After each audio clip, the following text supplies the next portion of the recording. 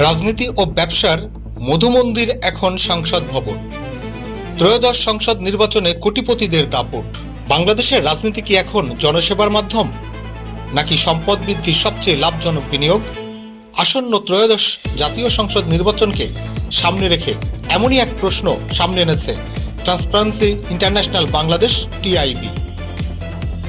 টিআইবির গবেষণা বলছে 2026 সালের ত্রয়োদশ সংসদ নির্বাচনে অংশ নেওয়া প্রায় 2000 প্রার্থীর মধ্যে 891 জনই কোটিপতি, অর্থাৎ প্রতি 2 জন প্রার্থীর একজনের সম্পদ কোটি টাকার ঘরে।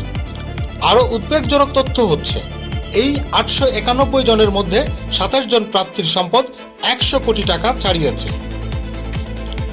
টিআইবির নির্বাহী পরিচালক ডক্টর ইফতেখারুজ্জামান বলেছেন, রাজনীতিতে ব্যবসায়ীদের আধিপত্য বাড়ার সঙ্গে সঙ্গে প্রার্থীদের সম্পদের পাহাড় গড়ে ওঠার প্রবণতাও বেড়েছে, যা সুস্থ গণতন্ত্রের জন্য একটি স্পষ্ট অশনি সংকেত।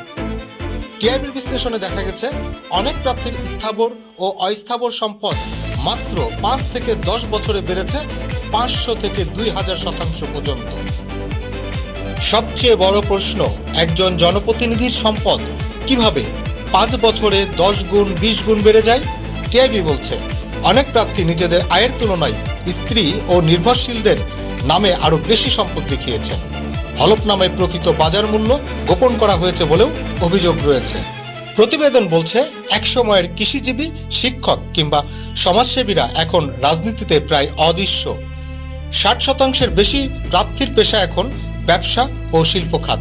বিশ্লেষকদের মতে, সংসদ সদস্য পদ এখন ব্যবসায়িক সুরক্ষা ও প্রভাব বিস্তারের হাতিয়ার। 12 ফেব্রুয়ারি অনুষ্ঠিত হতে যাওয়া নির্বাচনে ব্যয়ের সীমা নির্ধারণ করেছে নির্বাচন কমিশন। তবে টিআইবির শঙ্কা, এই বিপুল বিত্ত নির্বাচনের মাঠে টাকার খেলা আরও বাড়িয়ে দেবে। এর ফলে সৎ কিন্তু আর্থিকভাবে দুর্বল প্রার্থীরা অসম প্রতিযোগিতার মুখে পড়বেন। যখন সাধারণ মানুষ নিত্যপণ্যের দাম নিয়ে হিমশিম খাচ্ছে, তখন জনপ্রতিনিধি হতে আগ্রহীদের সম্পদের এই পাহাড় রাজনৈতিক নৈতিকতা ও গণতন্ত্রের ভবিষ্যৎ নিয়ে গভীর প্রশ্ন তুলেছে। রাজনীতি যদি কেবল বিত্তশালীদের জন্য সংরক্ষিত হয়ে যায়, তবে সংসদে সাধারণ মানুষের কণ্ঠ আসলে কে শোনাবে? রুহুল আমিন, ইনফিনিটি বাংলা।